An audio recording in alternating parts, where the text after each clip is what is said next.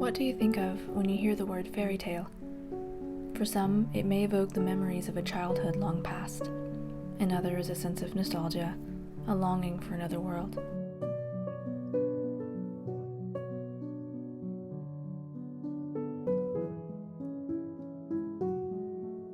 When I think of a fairy tale, I recall a quote prefacing a favorite childhood book of mine. Fairy tales are more than true, not because they tell us that dragons exist, but that they can be defeated. This quote is by G.K. Chesterton, cited at the beginning of the novel Coraline.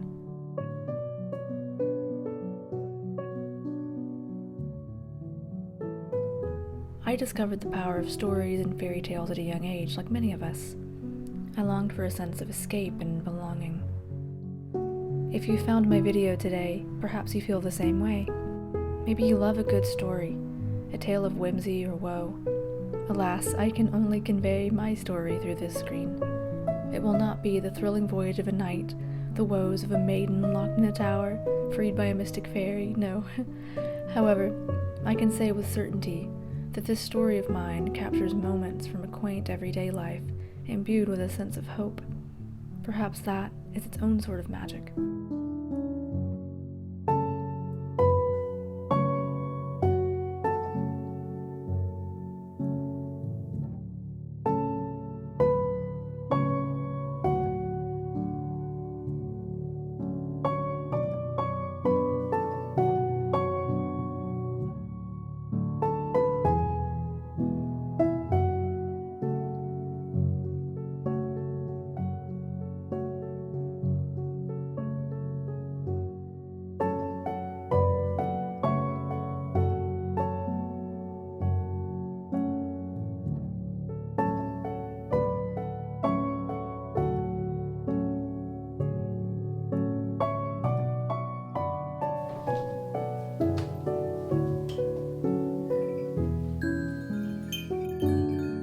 In this video, I'm going to be finishing up my elderberry syrup that I started late in the summer.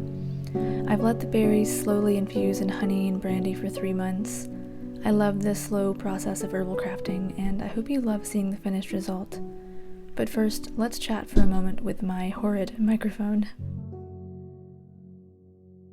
So this morning, it hits me that I have not had a slow day just for me in a very long while. This morning I woke up early. I set my alarm because I wanted to go film in the sunrise at my local park, but then I realized I was rushing myself, and I had this mindset of fear, and then I remembered there will be other sunrises and there will be other mornings, so I decided to take this morning just to stay at home, get my room in order, and then sit down to work on some herbal remedies, which I've been putting off for quite some time. So today I have some St. John's wort tincture. This is long overdue, but thankfully it's a tincture, it's an alcohol, and I've been shaking it every couple of days, so there's no risk of it running rancid like an oil. We're midway through November, so I think it's high time I start my elderberry syrup. This is part 1, the tincture. Part 2, the honey. Look how beautiful that color is. I've been letting these infuse for nearly 3 months now, so they're very potent. We do make these for the cold months to keep our immunity up, so again, it's high time I get these done.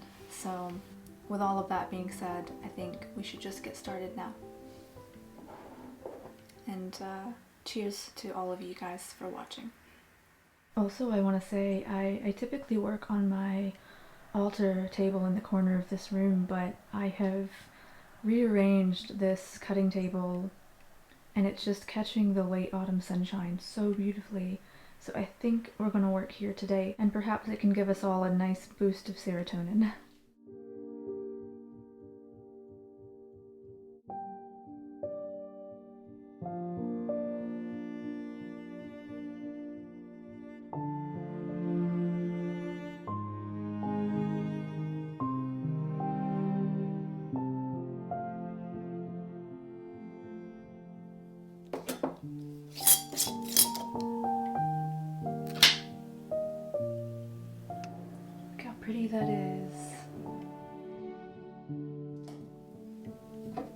There.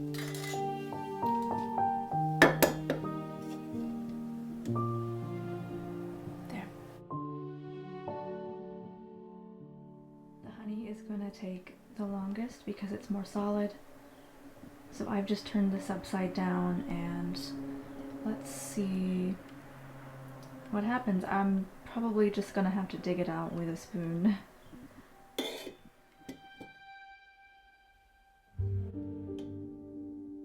On days like this, when I consciously take time to work on my herbal remedies, this is my way of resetting. In fact, when I finish bottling elderberry syrup, anything feels possible. I feel as if I've completed a big milestone. No matter what dwells in the past or lies in wait in the future, none of it matters. Except for the fact that right now I have elderberry syrup. No, it isn't that I think making syrup will fix all of my problems. I'm not that naive. It's the idea of being mindful, of doing something that's good for my mental and physical health. Herbal crafting for me is also a balm for the soul, a form of healthy escapism, like its own fairy tale. Only I can't read forward to know how mine ends.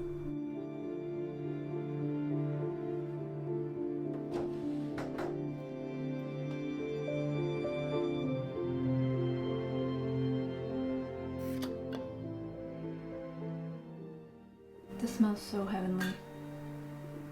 There's a reason that I chose brandy over just regular old vodka.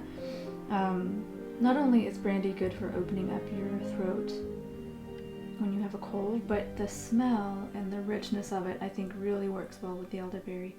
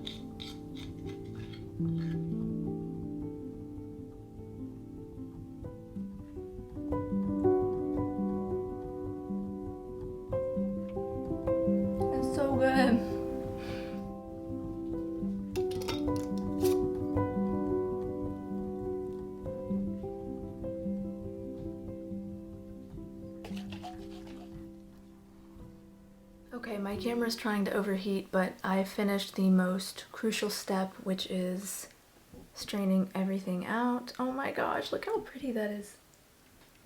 That's like magic in a bottle. So later today, after I charge my batteries and take a break, I'm going to decant this into dropper bottles so I can start taking this, me and Mama.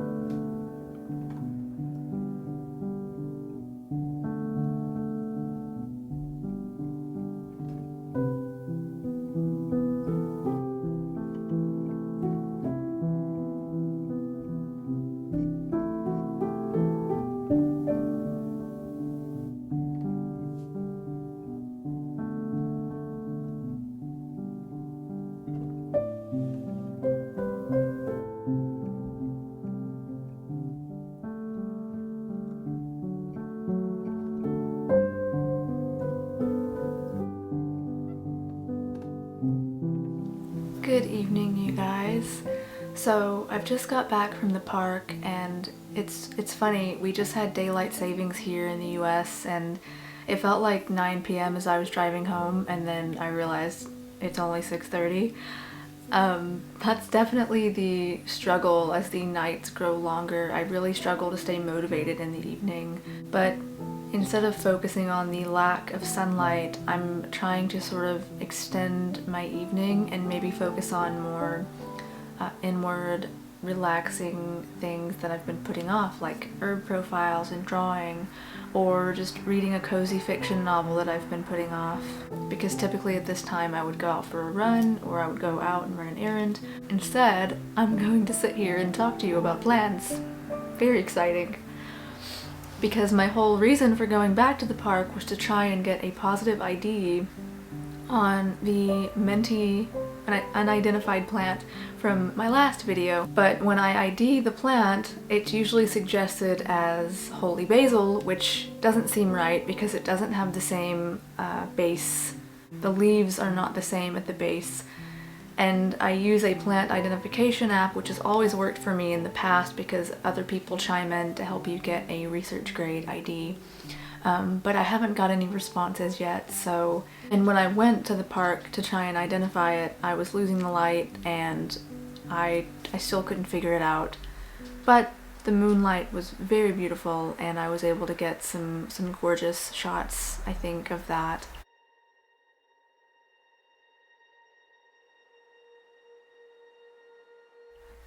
Hi, baby. Get up here with Mama. Just one more positive thing is extra cuddles, extra kitty cuddles in the longer evenings. But also the moonlight was so beautiful. I think it's something we take for granted, and when winter rolls around, the moon is so bright at night and the stars are twinkling, and it really turns everything into this mystical, magical place, and you can see why reading and even sewing and cozying up by the fire, anything feels possible under moonlight. So today felt really good. I finally strained out my elderberry elixir, and like I said earlier, anytime I make time to work on my herbal remedies, everything feels right in the world. For some reason, I can't explain it. So I finished that this morning. I couldn't quite get to the St. John's wort, but I'm just trying to do one thing at a time. Though, for you guys over on Patreon, I am working on an herb profile for elderberry. Since I was working with it today, I'll give you guys a sneak peek.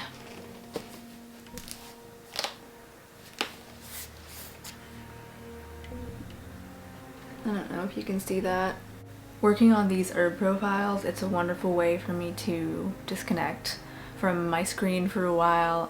Typically, I'm tempted to go and just Google the properties of an herb, but I have so many different books that help me with my research. So instead of reaching for my phone, I try to dive into these and just do everything on paper.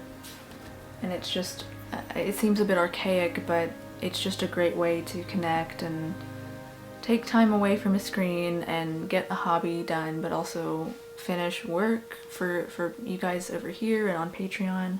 So today felt good, today felt balanced, and I need more days like this because I don't know about you guys, but the last couple of weeks, not even including this past 1st November week, they felt really heavy, and I feel like I haven't had time to really breathe and relax. And when I'm not doing my hobbies, when I'm not taking that extra time just for me, just to work on the things that I love doing, even if I'm not doing it for anyone but myself, that's how I know I need to get back on track, because we need our hobbies, and especially when you're passionate about something, it's just very healthy.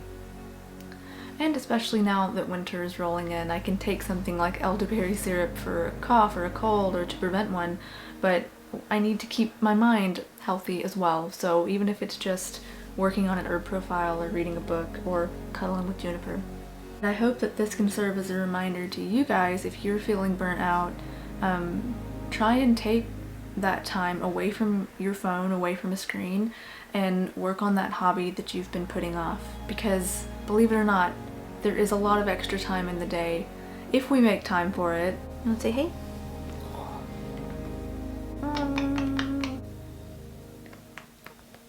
For anyone wondering, Juniper is very camera shy. Like, she doesn't know now that she's being filmed, but if I point a camera at her, she knows, she feels uncomfortable, and she ducks away.